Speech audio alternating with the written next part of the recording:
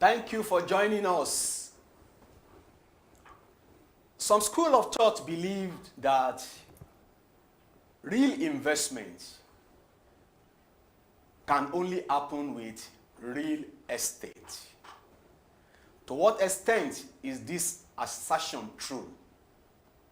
With me in the studio, that will be leading the discussion on value chain and property management in Nigeria, is a commercial and real estate expert, Mr. Dele Oguntola.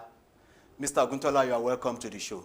Thank you. Mr. Oguntola, I'm sure you must have heard about it before, that the only real investment can only happen with real estate. Now, talking about real estate, talking about property management, and the people involved in the value chain, we know of the landlord, we know of tenants. Who are the other people that are involved in the value chain of property management in Nigeria? Thank you so much.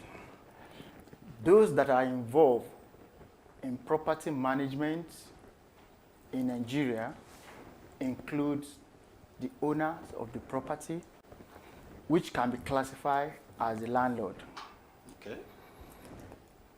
The landlord or the owner of the property. Other classification includes, in the recent time, the developer. A developer can as well be a part of the value chain in property management. Developer develop the property for investment. The financier or the financial institution are one of the key chain in property management and acquisition in the recent time. When you talk about the financier or the financial institutions, those include those who make provision for the fund, for the procurement or the procurement of the real estate investment. And when you come to the other chain that is included in the recent time, include the architects, the engineers that design the building or the structures of the property in questions. When you talk about the engineers, the architects, the electrical, the mechanical engineers that see to the electrification of the property, those are part of those that added value to the value chain in the modern day property management. Other sector that is included includes the brokers. The brokers are those that engage in between the seller and the buyer, the middleman between the buyer and the seller. Those are the estate agents, the valuer, the consultant, and what have you. Followed by the estate manager. The estate manager are those that are responsible for the maintenance and upkeep of the property in questions. Those are the value chain in property management in Nigeria. Wow. That means the value chain in property management in Nigeria is very wide. Yes. It's wide. It's not just about renting a house or buying a house. No. I think viewers at home can join us. We are discussing value chain in property management in Nigeria. And Mr. Oguntola has made us to understand that the value chain is wide. We have the landlord, developer, financial institutions, the engineers, and so on. Now, Mr. Oguntola, at the point of buying or renting a house, what would you advise the buyer or the tenant that wants to rent a house? What would you advise them to look out for? Thank you. The buyer at the point of renting or buying a property must look out for so many variables and factors. One, a buyer should not rush at buying a property at any point in time. It has a process which has to be, a process that we have to pass through. The process includes having a target. You must have a target, a focus, a mission. What type of property do you want to acquire? For what purpose?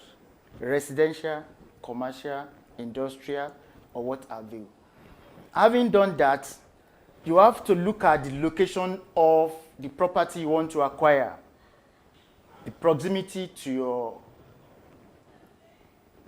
business premise if it is a residential, and vice versa. Okay. You have to look at the neighborhood, the type of neighbors you want to live with. If you want a high-scale neighborhood, you'll be prepared to pay more. If you prefer the other side, then your budget will determine that. Your determination to acquire a property is a function of your available fund capital. Now, having gotten that in mind, I told you earlier on that you must not rush at payment or acquiring a property. You must do all the due diligence. Due diligence, yes. And you must carry out a thorough search on the land or property to determine the viability and the usage of the land. If it is freehold, if it is mixed use, if it is for agric use, if it's for industrial use, you don't use an industrial land for a commercial, a residential purpose, and you start complaining at the end of the day. And if it is a residential purpose use, you don't acquire such property for an industrial use to avoid some futuristic litigations. Okay, let me take you up on that. We understand that there are a lot of things that you need to do, which of course includes conducting a proper search. Yes, sir. A layman that is not involved in real estate, he has money, he wants to buy. He wants to follow all this due process, and you are here asking him to conduct. How can a layman conduct that search? That is a good question, and that is the reason why you need to consult a relevant agent or consultant or a lawyer that is formidable in this search. They will guide you through because they have the information, they have access to internet facility that give them a market hub, that give them an update on regular basis. Like in our company, we give an update of regular property listing on a regular basis. That will afford you the opportunity of knowing which is which to key into and which is not to key into. Then coming back to the point, at a point where you now determine the property you want to, when you cited the property you want to acquire, you must carry out a search to get to know the available documentation that is on the land or the property. Having done that, you will be able to identify whether the land is having a question, is under litigation, whether the property has been used for collateral. You'll be able to determine that. You go further to make inquiry from your neighbors to get some information about the neighborhood. Not only that, to get some facts about whether there is family issue on the property or not. That will empower you to get a soft landing. Then you must not overlook documentation. You should get a proper conveyance agreement between you and the landlord or the landowner. The agreement must be drawn, should be drawn by the buyer's lawyer. Most of the time, it is advisable. But when it is the vice versa, it is advisable to engage your lawyer to verify the said document in order not to have your finger burned in the future. Then, I want to take you on a final note because of our time constraints. all right, sir. We really enjoyed the fact that you said that the estate agent's role is very valid, Yes. and the role of the lawyers is also very valid here. Now, in this period, you understand, how has the cost of building materials affected the cost of sales of building, bearing in mind that some of these materials are imported? Thank you. In the recent time, cost of building materials has skyrocketed, if I'm not mistaken, for the past 10 years or thereabout. In 2006, if you will recall, a bag of cement ranges between 1,350. In 2012 or thereabout, it was around 1,850. Today, 2020, the cost of a bag of cement ranges between 2005 and 2008. And the prevailing major cost on this increment is due to the exchange rate, government policy, cost of fuel and energy, which culminates through cost of transportation. Okay. Those are factors that are factored into the increment in cost of building materials. I'm just using that as a case study. There are a lot of building material that is being imported. Take, for instance, a 20-ton truck of sharp sand costs between 55,000 and 60,000 today.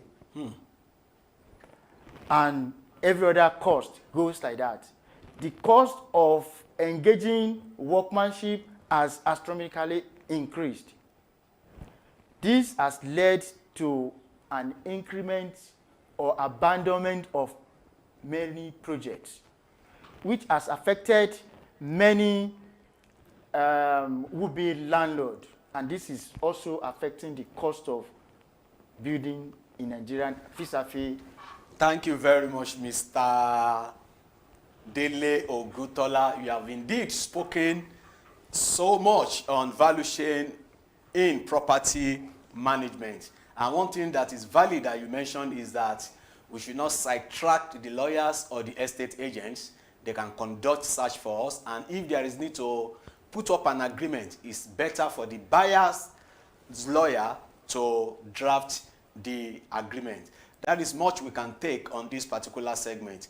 Mr. Oguntola, thank you very much for finding time to come to the show. Yeah, welcome, sir. Yeah, the conversation continues on our social media platform.